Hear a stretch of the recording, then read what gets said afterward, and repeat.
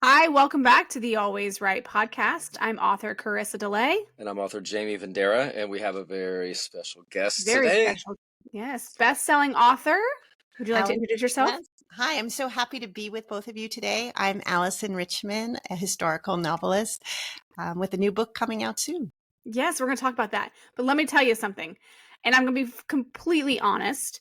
I typically do not read historical fiction, but I bought, here it is in the screen, I bought The Lost Wife because of your titles. That was the one that really spoke to me, just the premise of it. And I have to say, I really enjoyed your writing. Your writing just overall brought me in, even though that's not my typical type of book, it didn't bore me. I wasn't like, ugh, it's a history class. No, this was really amazing. You did a great job. Oh, I'm going to be brutally honest too. Like, we were on for about half an hour before, and I'm like, yeah, I'm going to have to break down and get it. And I know my wife. You're also saying Diane, his wife, would totally love this. All right, but let's get into you. Let's get into this one because, like I said, I read this book was what, 3 books or 4 books ago? It came out in 2011, and it was it was about 5 books ago. Okay, yeah, and you've written what? I just finished my 10th. Wow. 10th. Okay. Yeah. Nice. Wow. Look at you. All right. Would you like to kind of give us a little insight to who you are as this historical fiction writer? Absolutely. So I have been writing historical fiction for the past 20-something years. I originally actually wanted to be a painter. So when you were mentioning that you thought that the way that I wrote sort of drew you into the story of The Lost Wife, it made my heart full because I think the way I approach writing is from an artistic lens, to be able to recreate on the page something very visual, very textured, very sensually written, that all of your senses are evoked while you're reading my prose. So a book like The Lost Wife, which is about a artist who survives the Holocaust during World War II, primarily because of her artistic skill that the Nazis actually are able to exploit for their own, gain, using it for propaganda artwork and artwork done within the camp. But it also shows the artistic resistance and the ability for an artist's spirit not to be extinguished in, the most, brutal and horrific times.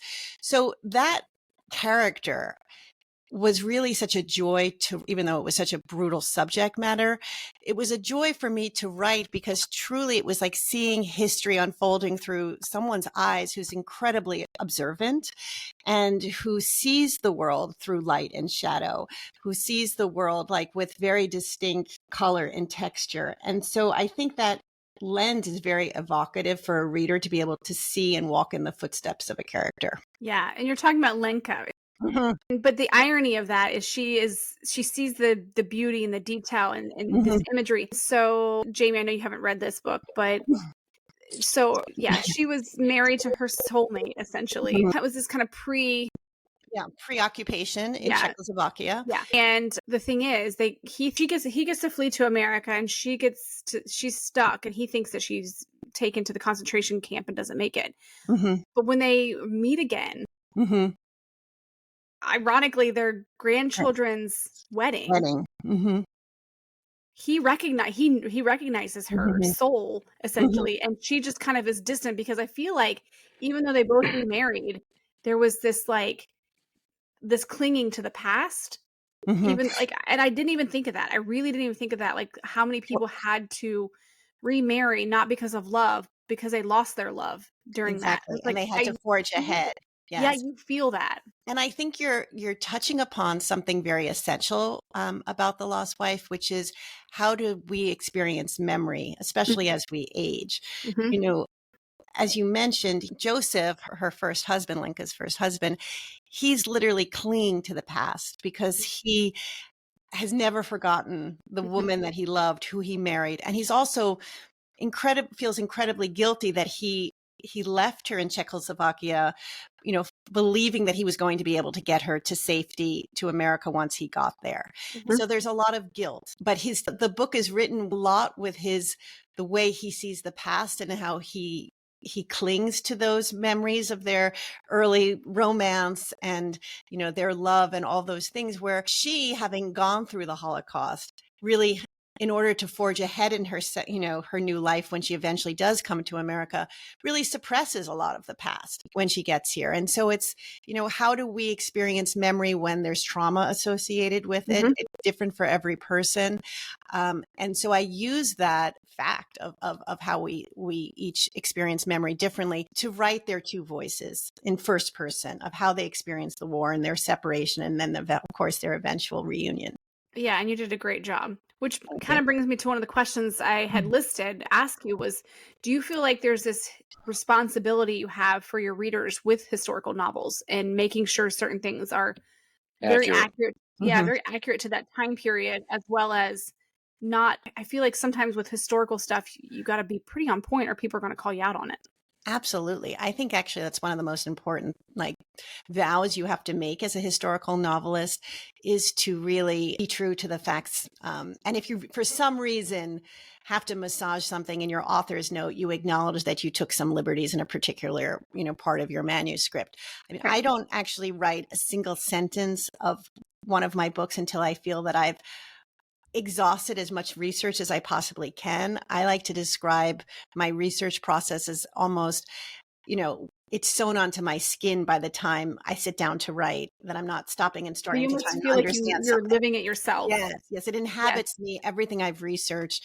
We can talk about my methodology, whether it's, I try and visit the country as much as possible, whether it's at least one trip there. If I'm writing about a time period where people still are alive who've lived through that time in Mhm. history, I really aggressively try and pursue contact so that I can hear people's oral histories and ask them direct questions, because they lived through it, so they Mhm. are really people who it's that's one of the best things you can do, is if you can find someone who lived through that time period. So I was lucky enough with The Lost Wife to go to the Czech Republic, go to the concentration camp of Terezin, walk in alongside a survivor who was there, have her introduce me to people who she knew were artists who were at that particular camp, then get their oral histories. So it's a layering of as many people who are willing to share your story. They become imprinted in your soul when you're writing the book, and there's a trust that Mhm. they believe that you're going to do right by them and their story. And so I take that incredibly seriously. I will never take liberties with fact with my Right. book. And if for some reason there's something with a date where I had to have someone leave a week before something, I will acknowledge that in my author's note. So do you pay a lot of attention to detail, like the clothing, the slang they may have used at those times? Yes. So I absolutely take into consideration everything that you mentioned. My father was an electrical engineer, and he used to say, to truly understand something, you need to be able to take apart all the intricate pieces and learn how to put it back together again. And I think that's really what writing historical fiction is like. There are so many pieces that go into creating a narrative that is historically accurate. It's not just the timeline of what happened per se in a particular war when, Germans came into a particular country and occupied it. As you mentioned, what were people wearing? What were on the newspaper headlines if you were walking down Mhm. the street? If a mother was preparing dinner that, evening, and rations were already in place, and her, how long did it take to wait online with your ration card, and how much meat were you able to have to feed a family of 5? What, in The Lost Wife, I learned that Jewish people had their pets taken away, confiscated at a certain time, their radios taken away, those little things that, when you're creating a household in an environment, when the things like your pet, imagine if someone came in and said, you can no longer have your dog. How does that affect not only, your character, but, smaller children in the house? And all those things go into creating a scene, and that takes months and months of research to feel that you actually understand that in the timeline, and then the emotional effect on your characters. Yeah, that's great. Do you ever have like I feel like a spinning wheel that tells you what time period you'd like to focus on in your next book? How do you decide the time period?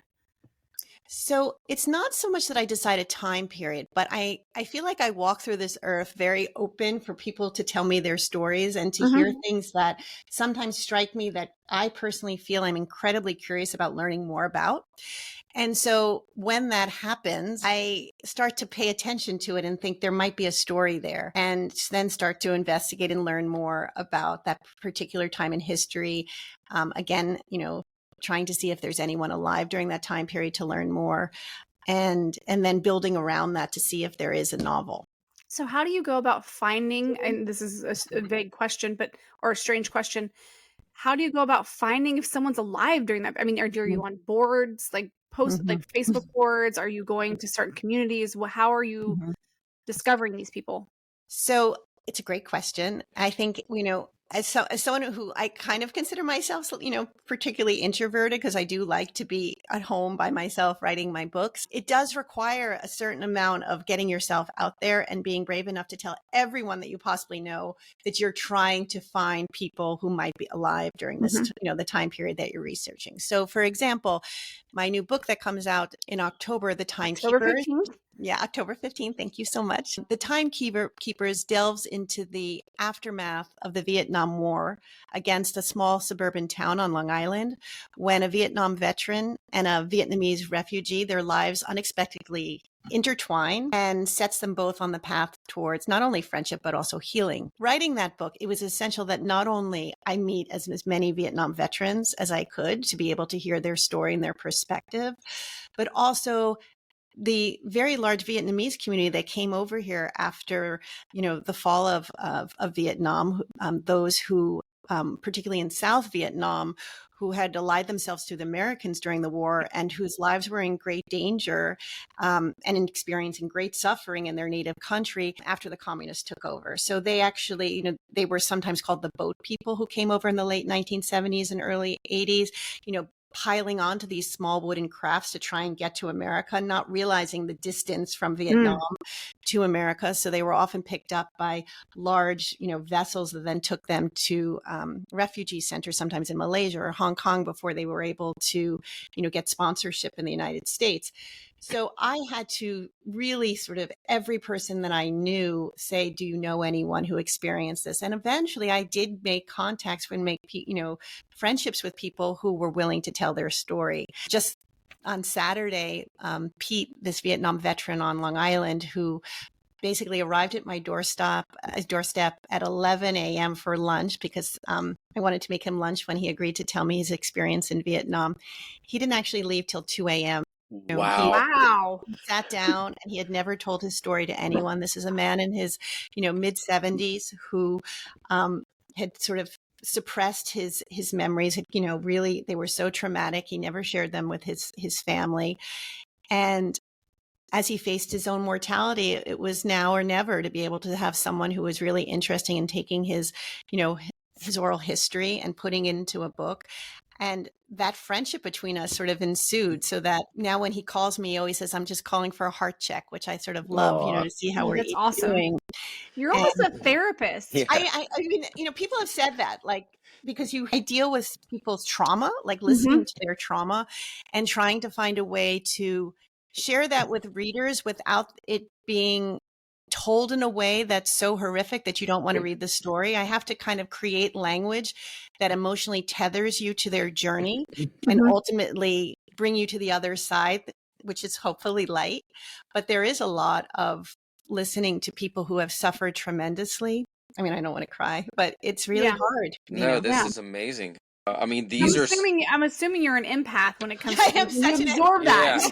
Well, I'm thinking this is like, I mean, of course, these are very intimate stories that they're sharing with you, Mhm. but I mean, I could literally see you having a podcast sharing this. I got to ask, Mhm. this book, The Timekeepers, is based in America, but you Mhm. had said earlier that you like to travel to the Mhm. countries to make sure, Mhm. of course, since this is in America, maybe you have flashbacks with this Vietnamese I person. do, and I traveled to Okay. Vietnam, if that's your That was my question. question. I'm like, Yeah. did you need to travel? But I'm like, I I'm did. thinking I yes. did absolutely need to travel to Vietnam for many reasons. One, I would feel a little bit like a charlatan if I was writing about it and unable to sort of see the country with my own eyes. I also because I'm a visual writer where I do try and paint those scenes for you as accurately as possible, I really wanted to see the landscape, to see the colors, the textures, to eat the fruit, to, look into the eyes of the people, find some way of being able to communicate with people who might be willing to tell their story as well, which I was super lucky to get that when I went to Vietnam. So, I mean, I have even like Vietnamese myths, woven into the book that were shared to me by someone who, told me, stories from their village and things like Okay, that. that helps because I was curious. Like, if you're traveling there, this is years and years later, and you know Mhm. how, and even in 20 years, I used to be a constructor. We built a bridge and they're already demolished. So Mhm. Vietnam is not the same as it was all those Absolutely years not. ago. So how, Mhm. that was like, how do you Yes. reconcile that? Yes. So I was really lucky enough to travel to Vietnam in a small group of people who associated with MIT. And so they were able to also interface with people who had lived through the war. One of the professors who was on the trip was actually an expert on the Vietnam War. And so we had wonderful guided tours of, the remaining helicopters that are there, and even being able to see the foxholes where Viet Cong had been, basically staked, to learn about the way the war was fought. I was actually even able to meet a Viet Cong soldier, meet with people whose families had survived the war, who were associated with the Americans, and learn about, just little details that are so important to writing a book, like when they were given their rice rations, and it was the worst, filled with maggots, that, they weren't allowed to have a bicycle, that they, if their skill was a farmer, they were put someplace, where their skills weren't actually put to use, but where they were to fail. So, these sort of details were really essential for creating the experience of my, family that tries to flee Vietnam after the fall and get to America, what, their life was in Vietnam before they got to the United States. So also I had started to write a lot of, the scenes, just because I had to wait to get to Vietnam.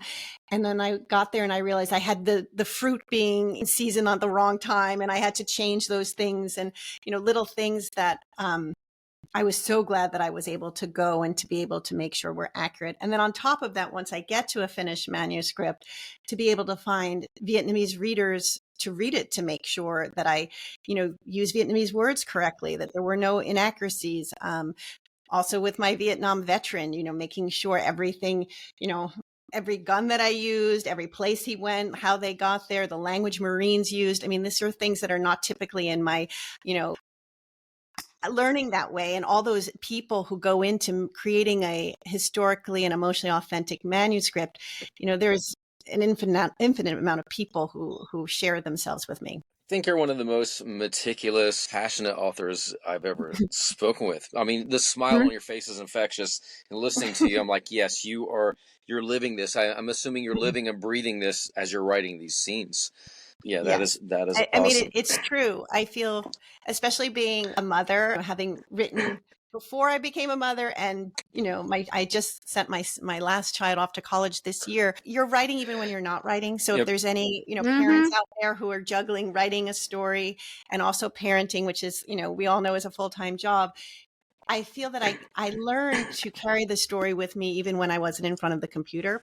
So Mm-hmm. I could be, thinking about the scenes and working out the scenes, if I was rubbing my child's back trying to get them to sleep, or I was, had 10 minutes to hop in the shower. Okay, what am I going to do when I have the time to be in front of the computer? So that minimizes writer's block. You have it stored up so that it can pour forth when you finally have the time. That's all right. Sounds like she believes in writer's block, Jamie. I don't believe it. Either you're inspired or it doesn't exist. But she said something that's very important to me. Yes. No, hear me out, because this is to give me a break. I'm writing Age of the Sigil even when I'm not writing Age of the Sigil. She's actually, I'm trying to finish the 4th book in a series. I've been so slow. So when you're like, are you on it? I'm writing it, even though I'm not writing it. Well, I do think there is some validity, to be fair, in that. I really do, because I feel when you're working something out in your head, those knots of a story, it's important to be doing that before you get to the computer. Yeah, I absolutely agree, because we have a lot of back and forth, and that's why. Yes, I absolutely agree that, because when I'm not writing and I'm driving, I'm seeing the scenes in my head, I'm having the conversations in my head. when I'm on a walk, and then people can make fun of me if they want, but they're not. It's me. I don't care. When I'm walking, I will literally have the conversation out loud to hear it. Mm-hmm. And when I'm typing, sometimes the conversation, I will say it softly so my kids don't hear it. Mm-hmm. Just to make it sounds like it does it sound natural. You need to do that. You need to say it out loud. Absolutely. But I do that and I write it down. My challenge with Jamie is Jamie throws so many things in the fire, so he doesn't have time to write it down. So he's not being completely forthright. Yeah, I'm not. Yeah, I do too many things. But in my defense, I don't really have a defense. I just teach voice a lot, So I have tours. I'm like, I miss writing. Yeah. I got to say that I know The Timekeepers is a fiction novel, but I did read somewhere where this is kind of the account from a true story from a refugee. So how do you, I love that. How do you mesh the two together? It kind of reminds me of like the movie The Titanic, where it was based on something, but it was a fictional story. Maybe not the same way, but you know what I'm saying? So, I wonder if I should just give the particular thing that ignited my idea to write this particular story of the refugee. But while I was interviewing one of, the Vietnamese refugees who came from Vietnam to America in, 1979, she shared with me that there was someone on her boat who had a scar of teeth marks on their wrist. And when I questioned her what had happened, she said that this person had been on a boat, this young boy, he was like 8 years old, on the boat that had tried to leave Vietnam. And the boat was so overcrowded that as it got to the China Sea, basically, it began to sink. And this boy's parents fell into the mother first fell into the water. And then the father went to sort of save her. And the little boy kept on trying to grab his father's wrist to save him. But the father wanted to continue to look for the mother. So he bit the son in order to release his hand so that he could look for the mother, and he was never seen again. Oh my gosh. And then that boat was picked up by her boat where this boy was bleeding with this arm, and she learned this story. And she was like 8 years old, so, here this boy's wrist is being, the last thing he has of his father is this imprint of his teeth.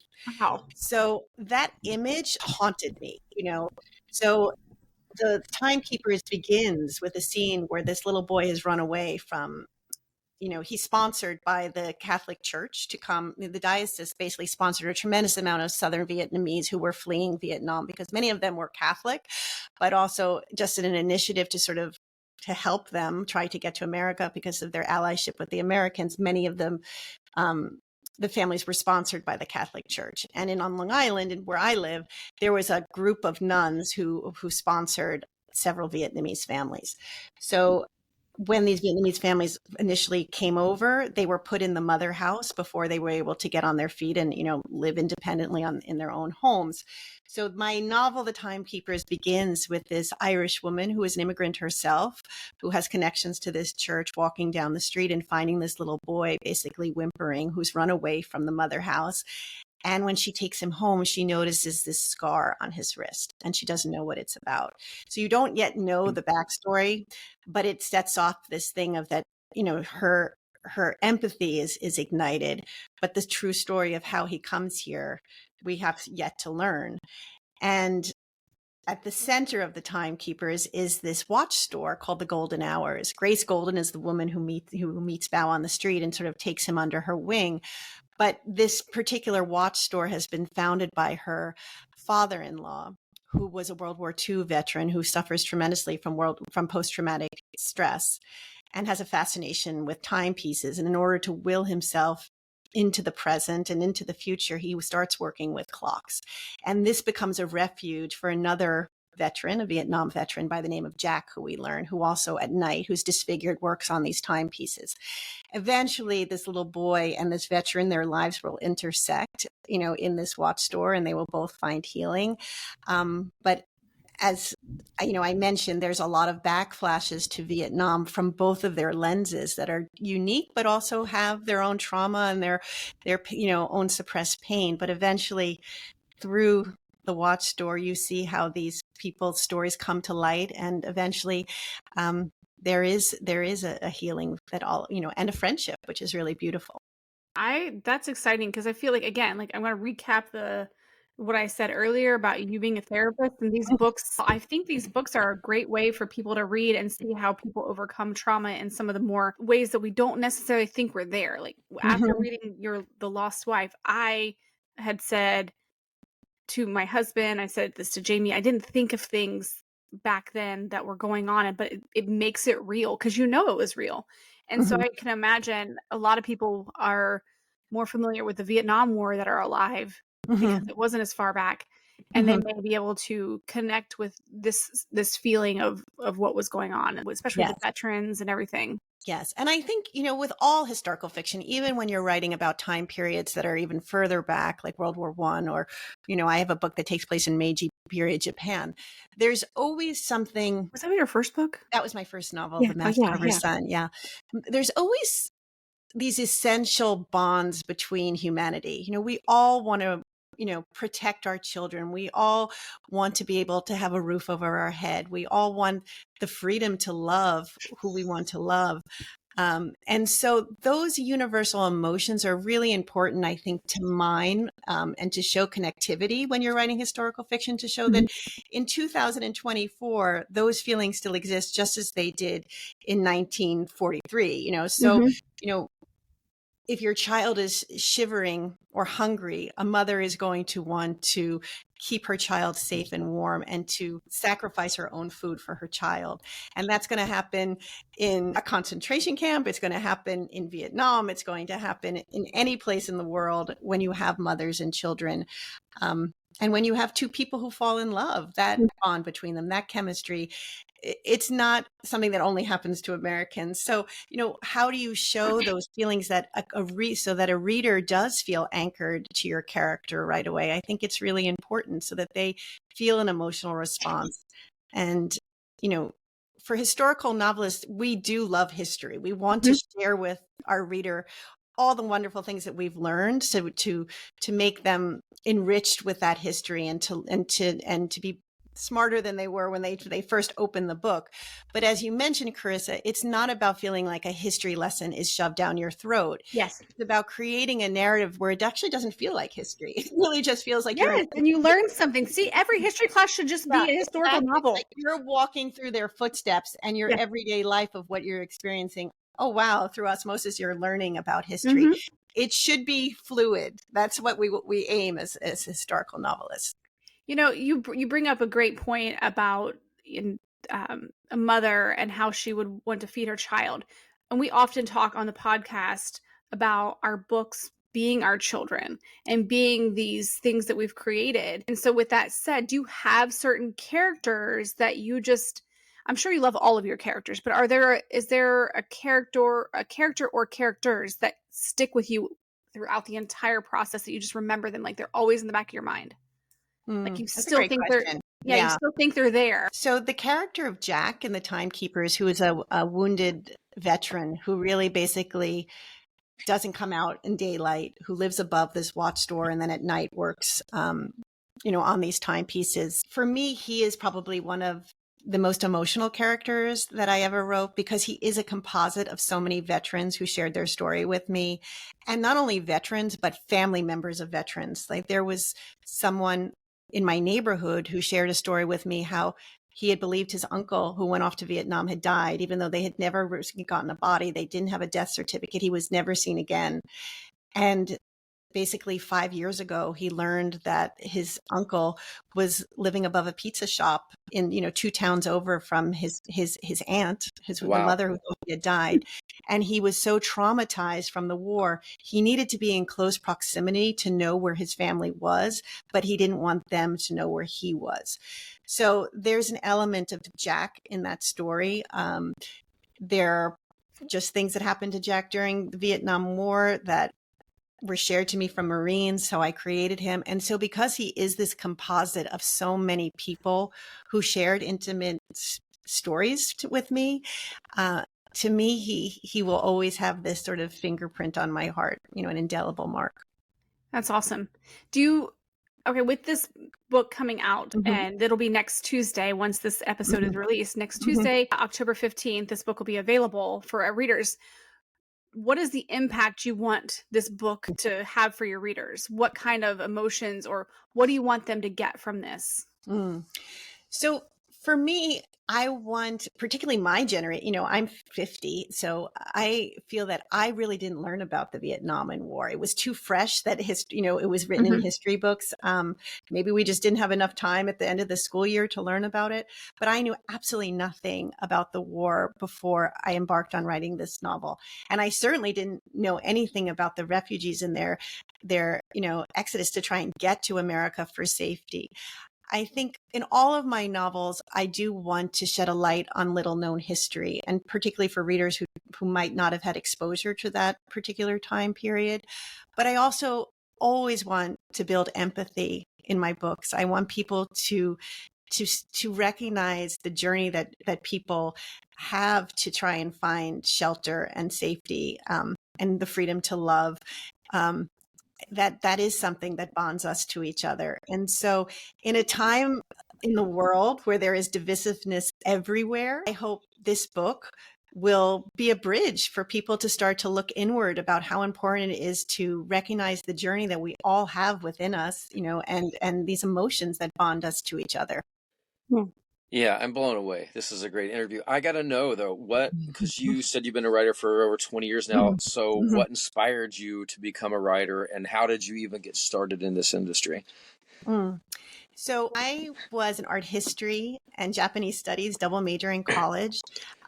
My parents, even though my mother was an artist, they really wanted me to find a practical occupation upon graduation. That's where studying Japanese came in. My family lived in Japan for a time when I was in high school. So my father just kept on saying, well, keep up your Japanese because you'll always have a job.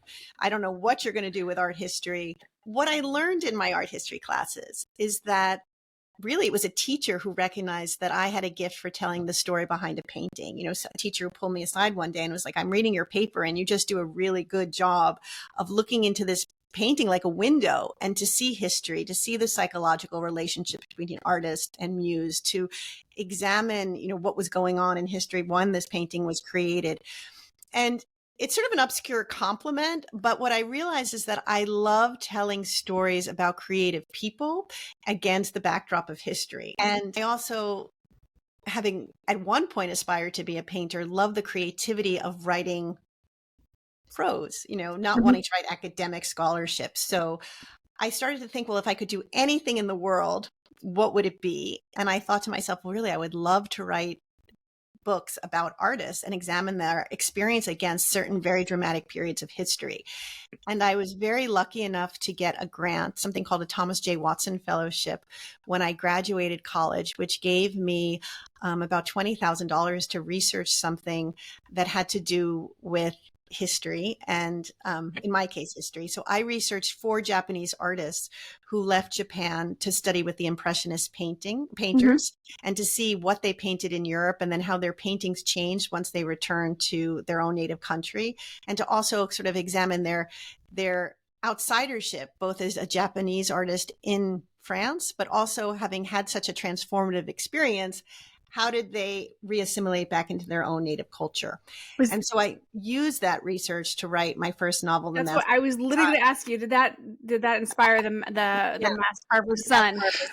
Yeah. So that became, it was like out of heaven, someone gave me money to finance my first research trip. I knew I wanted to write a book. I knew what I wanted to write about. And at the end of that year, I had about 100 pages of a novel. And then I did get a job, but I hated the job. And at night I would work to finish the book. And then it was my husband who basically said, okay, you're complaining so much that you hate your job. I will pay the rent. You pay the utilities for a year. We were engaged at that point.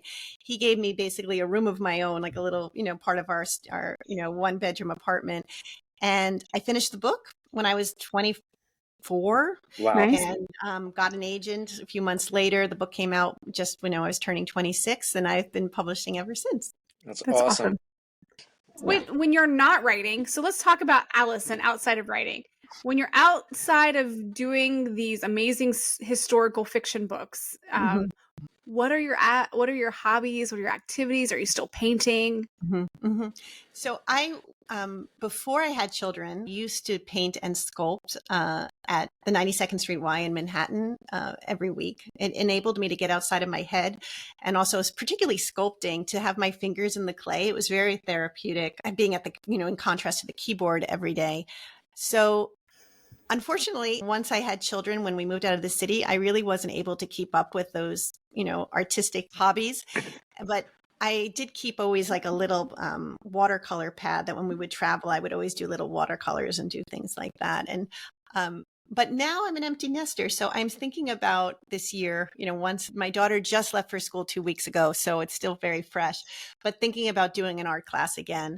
I've always done ballet, which I love. That also gets me outside of my head. I think this, you've heard me say getting outside my head a couple times. I think it's really important mentally when you're a writer, because your books are always in your head. And I think you do need to find ways to release that tension of living two lives constantly, the one that's in your book, and then the one that has its own familial obligations and things that we have just in everyday existence. So I'm always seeking out, like, whether that's a walk or doing some sort of dance.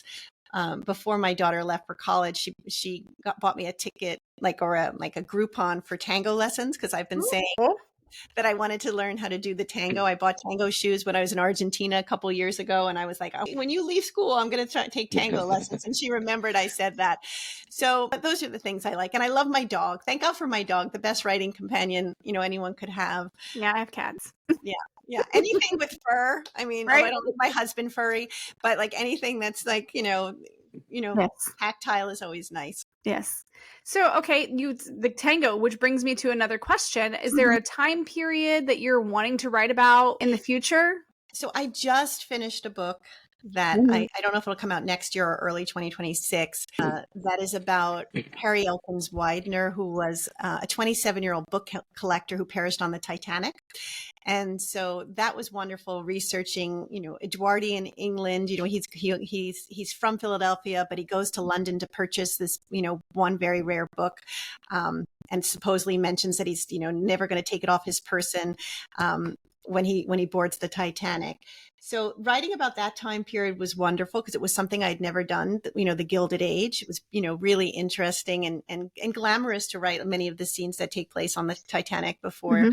Obviously, it has a disastrous end. And now I'm working on thinking of what my next book will be, which will probably have something to do with World War I, I think. Okay. Before, yeah. Well, that's super exciting.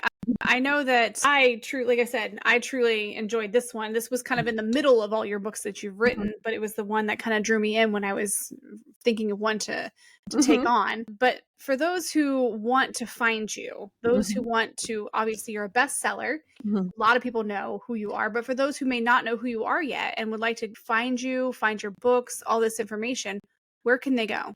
Oh, well, thank you for asking, Carissa. You can find me on Instagram, just, at my name, which is ALYSONRICHMAN. On Facebook, my author page is Alyson Richman, -author.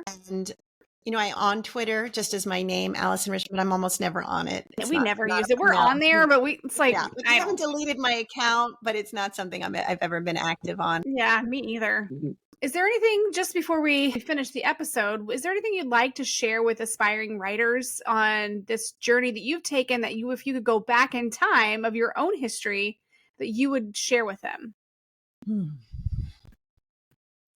I think it's so important to keep the faith, and to also realize that if you have a story to tell, don't get so hung up on whether it's going to be published or not, to really just do the work and get the story down on paper, because that experience of trying to take a story that has so many different elements and organize it and be able to create a narrative is something that I think is so healthy for us. We all have a story, and the objective doesn't always have to be that it's going to be on the shelves of Barnes and Noble, as wonderful that is. I think it's important to realize that stories in general have always existed to be shared amongst us, whether they were around the fireside, at the kitchen table. Stories do connect us. And I think they, in a very challenging world, they lift us up. Oh yeah, and we have repeatedly said everybody has a story.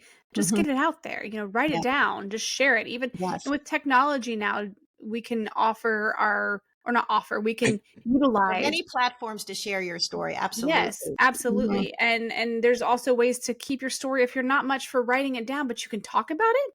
You can Yes. easily. Do you ever do that where you just kind of talk to text into a note or something when you're doing things? I've tried to do it when like I felt like I was having a day where I couldn't organize my thoughts just by typing it out, and it is helpful. It's helpful. I don't do it a Mhm. lot, but I have used it. Cool. Awesome. Jamie, do you have any more questions? You've No, been I'm just like blown kind of away like today. I'm taking this all in. I'm like like I said, I'm going. My wife is off today. I'm going straight up to talk about you. Send her to your website because she loves history. yes. And That's she good. likes what she say the other. She's finishing her 100 and she said I've read 103 books this year so far. Oh my goodness. Actually, it's more because she reads them on another platform and she jumps from this to that to that.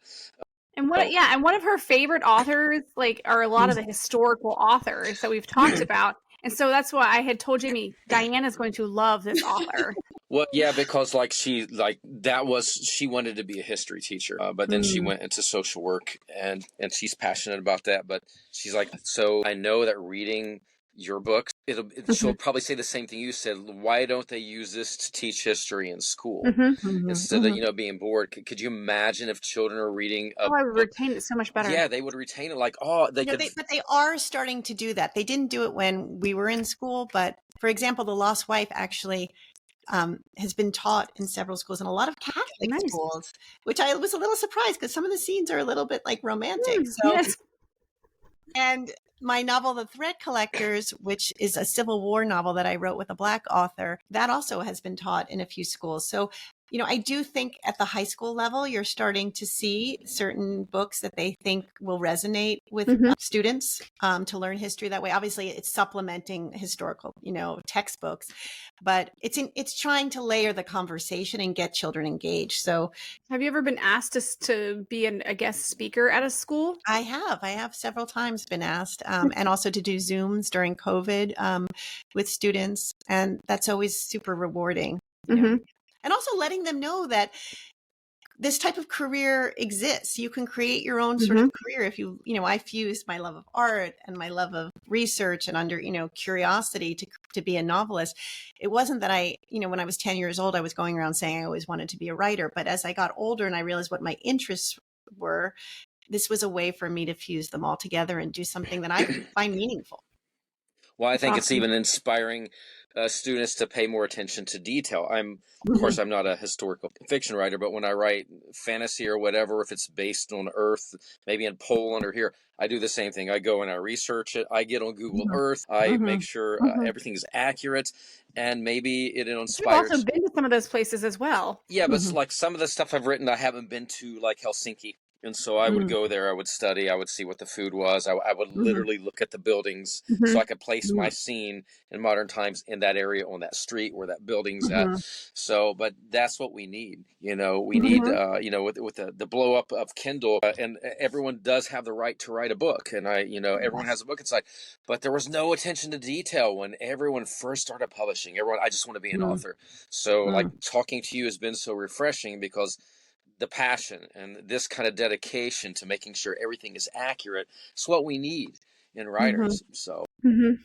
I'm excited. I'm glad. I'm going to follow you on Instagram. So in case you see Thank you. this I'll crazy follow you dude, back. I will yeah, follow you back. Yeah, if you see this crazy guy on there putting these crazy voice like videos, yeah, that's I like Saturn that. glass over voice and stuff. That's I me. appreciate crazy. I like that. right. So we are so again grateful that you are able to be here on the episode with us and share your insights from writing and becoming a bestseller. And your next book coming out, like again, for all those listening, is next Tuesday, October 15th, and you can get it everywhere, correct? Yes, Barnes and it'll be Noble, Amazon, awesome. And I will make sure to link all that stuff in our episode notes so everybody can find Alyson and they can find her book. But if you'd like to find us, you can go to alwayswritepodcast.com and we have little icons on there. You can click on any of those. You can watch us on YouTube. You can hear us on Spotify, Apple Podcast, Amazon Music. Just click your favorite. And then you can also go over to our email, which is alwayswritepodcasts@gmail.com. If you have any questions, if you have any ideas, or if you're an author and you want to come on and you want to share your story, you want to share what you're putting out there, let us know and we'll get you on here. So as always, I'm author Carissa DeLay. Thank you for listening. And this is author Jamie Vendera, and we shall see you in the next podcast. And thank you, Alyson, again for coming. Thank you, Jamie and Carissa. I appreciate it so much.